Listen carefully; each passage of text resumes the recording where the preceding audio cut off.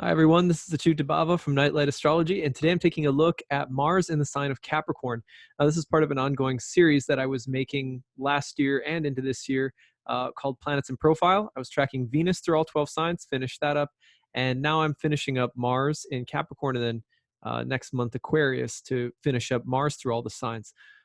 Hopefully after this, I'll be moving on to the other planets as well, but just finishing up Venus and Mars for starters. So today we're going to look at Mars in its exaltation in the sign of Capricorn. So I'm going to go ahead and put a little presentation up on the screen so that you can see it. And let's go into full screen mode here. All right, so Mars in Capricorn. Now, of all of the signs that Mars can occupy, this is one of the strongest placements for Mars. Mars naturally considered to be exalted in this sign, which means that its energy is very bright, very strong, very powerful, often associated with the more famous and sometimes ennobled Mars themes. But as we'll see in this presentation today, there's also actually some really interesting and diverse themes you wouldn't necessarily guess when thinking about Mars and Capricorn due to a few stereotypes that tend to get in the way. So hopefully we'll talk about that as well. Now I have famously pictured here Walt Disney and the Walt Disney World, Mickey Mouse, because Walt Disney had Mars and Capricorn. We're going to talk about that too. So remember the basic way of understanding any planet in any sign works like this. In ancient astrology, when a planet is in its own sign, it is in its own temple. So the signs are thought of as the temples of the gods, the houses of the gods. That's where the original term house comes from. Cancer is the house of the moon. Capricorn is the house of Saturn, like that. It's not until much later that we have this separate concept called houses, like the house of your siblings or the house of home and family. Originally, those were also called topoi, places, and the signs were called the houses. Anyway, that's just an interesting aside. Now, when a planet is in a sign other than its own home sign, it is thus a guest in somebody else's temple. And depending on whose temple it's in, the planet will express itself in its own natural significations through the lens of the planetary temple in which it resides. So when we talk about Mars in Capricorn, we are saying that Mars is a house guest is a house guest in Saturn's home. So as every planet is placed into different environments, there are a series of qualifying labels that we give to the planets in the signs called essential dignities. And when a planet, again, is in its own home sign, it sort of acts and behaves most like itself. When it's in another planet's home sign, it has to make a kind of compromise between its nature and the nature of the planet that rules the sign it's in. Some places are really conducive to a planet being itself, doing its best version of itself, and some places are not.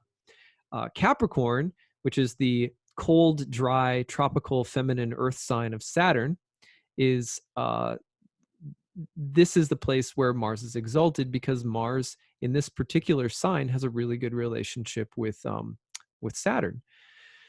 So Mars is going to express itself, its own natural qualities, which we know to be action, cutting, severing, invasion, competition, courage, bravery, inceptions or starting things. Actually, not a lot of people know that Mars was also originally associated with things like math and science because of the idea of the analytics of Mars, the cutting, dividing, dissecting qualities of Mars. Anyway, Mars does incredibly well in this sign because it gets along with Saturn pretty well. Now, what you get when you mix the two together is typically an incredibly hard, practical, effective, driven work ethic. You get people who are very strong, determined, focused, disciplined, mature, serious, but also action-oriented. You get a kind of rugged Mars. You get an earthy Mars. And interestingly, because not a lot of people know that the Capricornian sign is also associated with the goat god Pan. It's a very sexual sign. Not a lot of people know that about Capricorn. A lot of people just think, oh, Saturn, all they're concerned with is, like making money or, enterprising and ambition and achievement. But it's a feminine sign. It's a very sensual sign. Don't forget the bottom of the sea goat is a fish, which connects us to the realm of the ocean, the realm of water, the realm of desire. But also the feminine earthy signs are all sensual signs. Even though sometimes we think of Earth as a little bit more dry or cold, which is part of Saturn's sort of wintry nature. It's a first sign of winter, Capricorn is.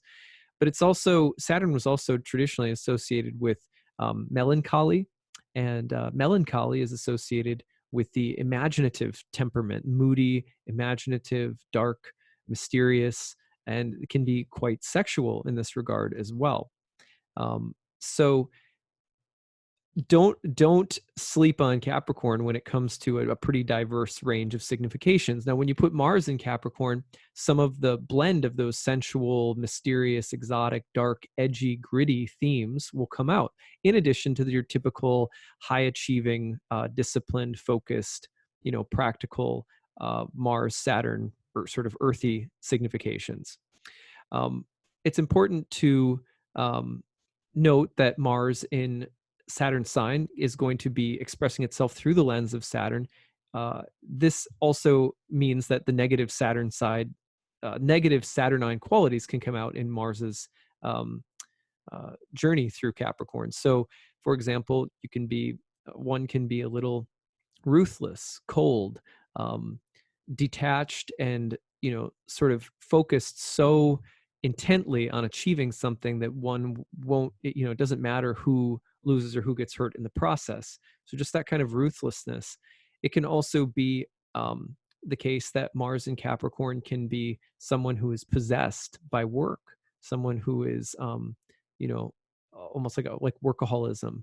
And it can also be that someone is possessed by a kind of dark, angsty, broody melancholy that they express in really reckless ways, because Mars is like the rebel or the punk, or the angry one. And Saturn can be, and especially Capricorn can be kind of dark and pan-like, and that can be a little bit like the devil card in the tarot. So anyway, there's a wide range of people who are really interesting, who have really interesting expressions of Mars and Capricorn.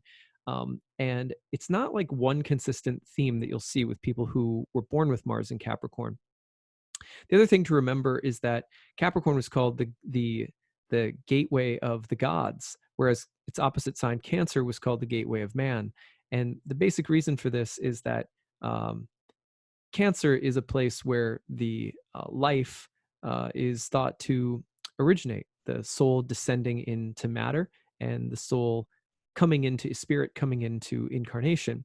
Capricorn is a place of death at the beginning of the winter solstice, where the body, the individual is leaving the body.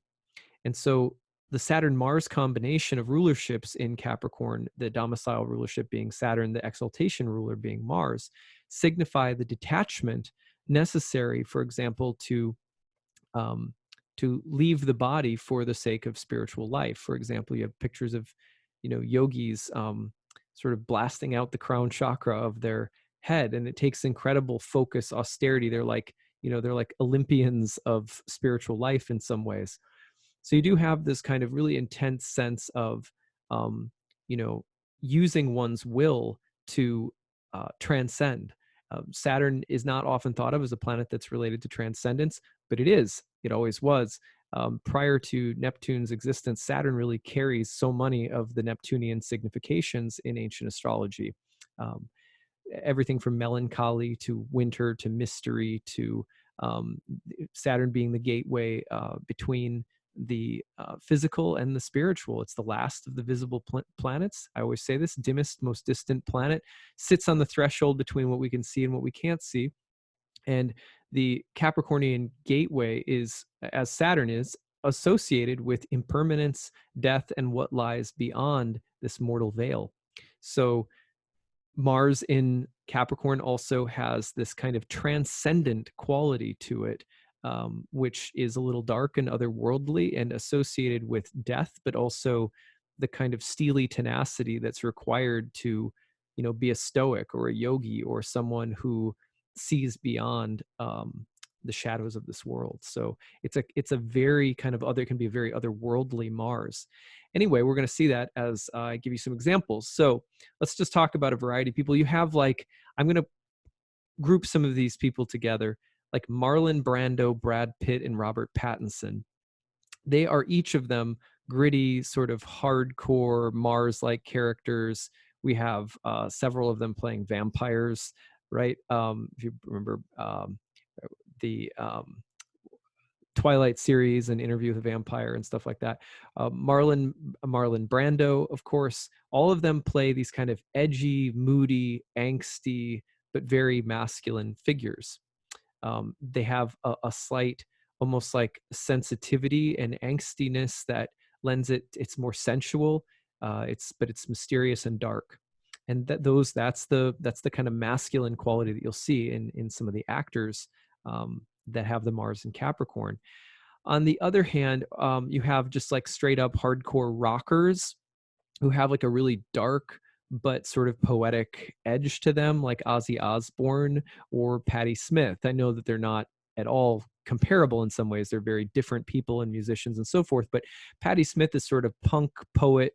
I was reading that somewhere she was described as the poet laureate of punk music. So she's like sort of intellectual, dark, feminist, punk, rock icon. Ozzy Osbourne is more straight up, bats and blood, you know what I mean? But he's also quite poetic. There's a lot of the songs were quite poetic and like that.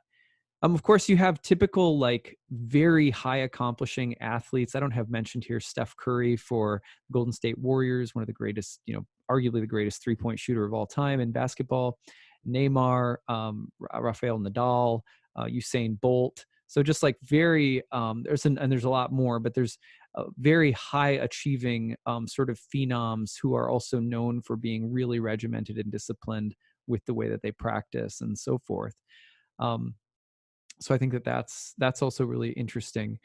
You have people who are, you have a couple of scientists who are studying the structures of reality, who are studying biology. And it's not like a lot of the times, Mars is going to show up really prominently in scientists' charts because, again, Mars and Mercury together were rulers over things like math and science in ancient astrology.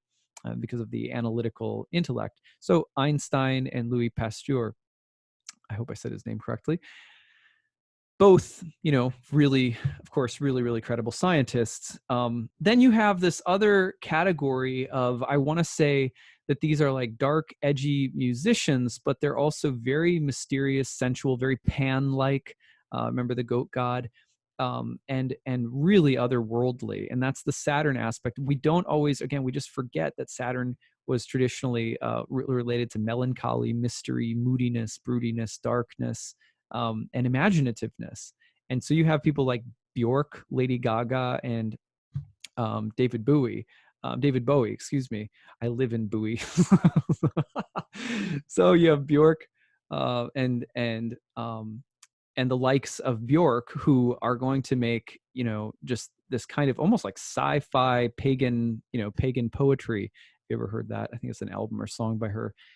You also have just kind of your almost like, I want to say like glam artist women who have like a really muscular, powerful edge to them, like Katy Perry, Shakira, Christina Aguilera, Gwen Stefani, other artists like Frida Kahlo.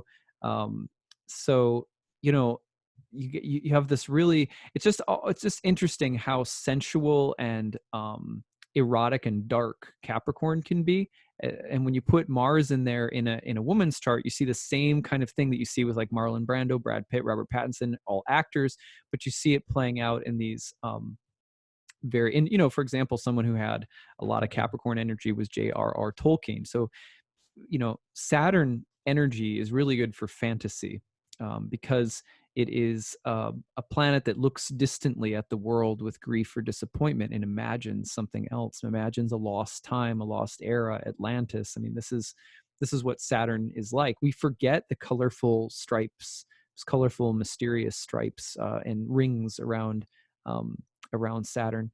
It's important to think of that in your mind so that you don't just go into some ironically deadened version of Saturn, which would only really represents one of the dark elements of Saturn. That's, sort of like it's ignorant or it's overly structured or strict. And like, yes, but it's also a lot of other things.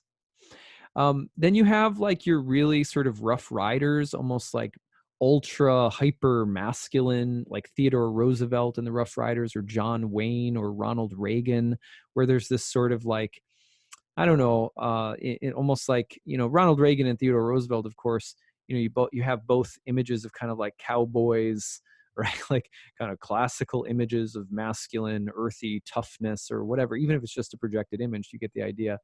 Um, Whereas, of course, John Wayne is an actor, but so is Ronald Reagan. That's an interesting point. They both, starred in westerns, I believe, too. I mean, I know John Wayne did. I think Ronald Reagan did as well. You have like Samuel L. Jackson, the tough bad guy. I really love him, how he plays such a badass, That's so Mars and Capricorn. He's just sort of tough and ruthless and ice cold. And he plays characters like that.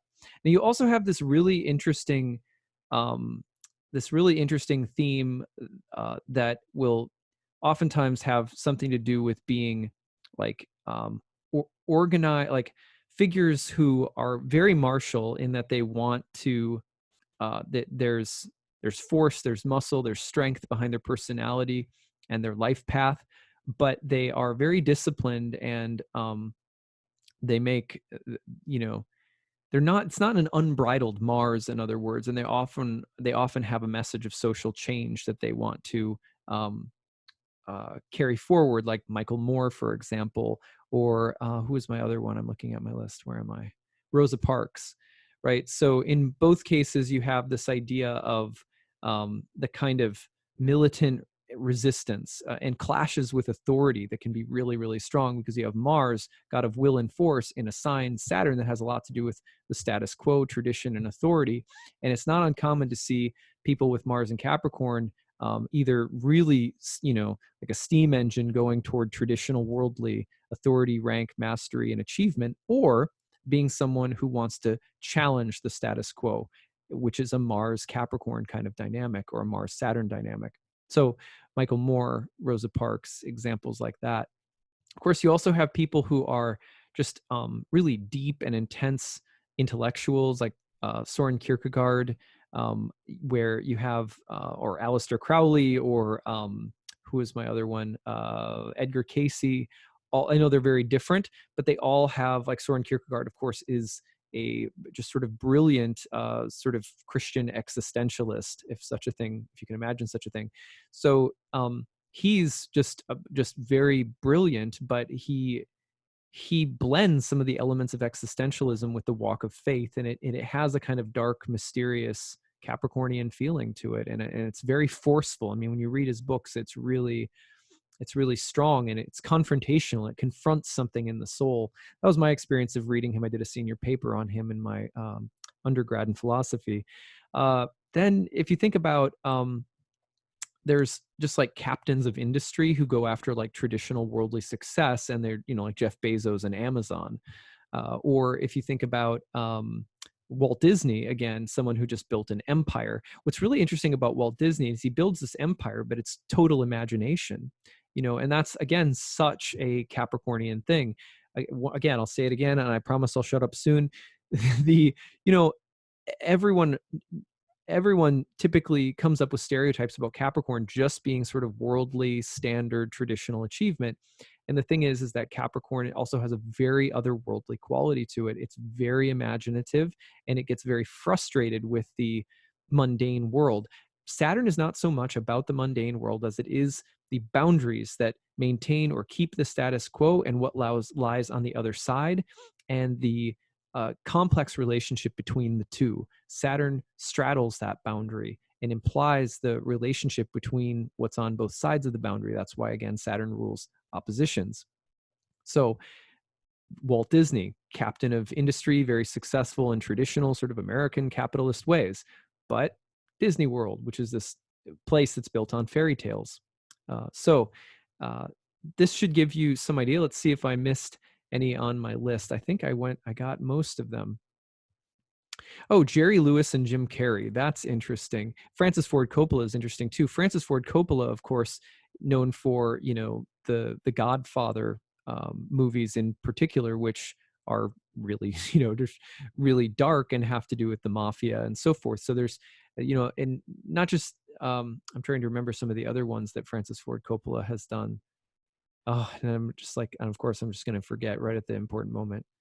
Anyway, tell me what other movies Francis Ford Coppola have done in the chat section. I'd love to hear from you guys that embody that theme of the warrior, but kind of dark, right? Like The Godfather. It's organized crime. It has that structured, traditional, hierarchical feeling, but it's also ruthless and cold. A lot of cold killers in the Godfather series, of course. Let's see. So I went through. Yeah, I think I've gotten through everything except for Jerry Lewis and Jim Carrey. This is also really interesting because Jerry Lewis and Jim Carrey, of course, are like mirror images of each other in terms of, at least one phase in their careers. Jim Carrey was compared to Jerry Lewis all the time and said that Jerry Lewis was like an icon of his. Again, like one of the things that's really impressive is they're both, their abilities, both of them are like contortionists of their face, their body language. And oftentimes you see this incredible degree of control with of the body and of almost like a kind of controlled athleticism that you'll see with people like, well, I go back through the list, but Steph Curry again comes to mind, Nadal, Usain Bolt, etc.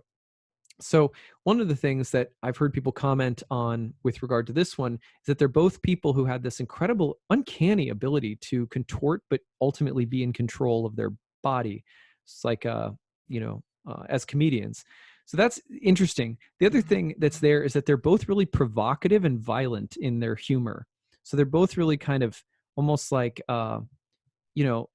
they both of them had this way, they're slapstick, right? But there's a punch and there's a kind of violence in the way that they contort, twist, and make humor.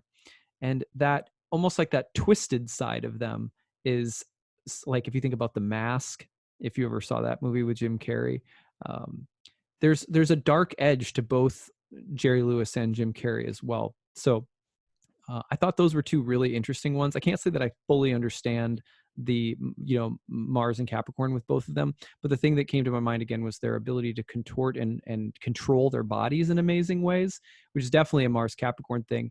And then also that they both have this kind of slapstick, violent form of humor. And Saturn is also, like Pan, is a god of humor and dark humor usually. So there's an edge to both of them that I think is really interesting. Even though they're beloved, they're just like, in some ways they don't seem like dark characters at all. But anyway, Jim Carrey has certainly later in his career taken on many more dark and interesting roles as well. Okay, so if you know anything more about Jerry Lewis, I'd love to hear it. In the meantime, that's what I've got for you guys. I hope that this edition of my Planets in Profile series was interesting and that you learned some new things about Mars and Capricorn. I have one left in the series, which is Mars in Aquarius. So hopefully get that done in the next month when Mars moves into Aquarius. Okay, leave your comments in the comments section. If you have Mars and Capricorn, what's it like? What do you notice? Do you have anything in common with any of those of the cast of characters that I went through today? I'd love to hear your thoughts. All right, take it easy. Bye.